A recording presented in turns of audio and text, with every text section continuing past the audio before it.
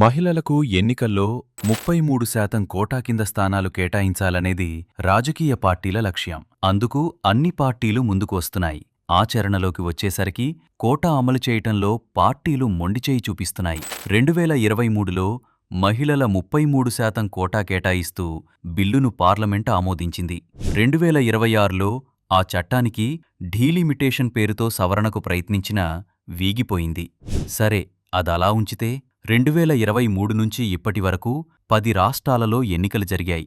ఆయా రాష్ట్రాలలో మహిళలకు కేటాయించిన స్థానాలు పరిశీలిస్తే 10% ఉన్నాయి. ఇక్కడ పార్టీలు వారీగా కాకపోయినా మొత్తంగా చూస్తే ఆ 10 రాష్ట్రాలలోనూ మొత్తం 39,789 మంది పోటీ చేస్తే అందులో మహిళల శాతం 10.2 మాత్రమే.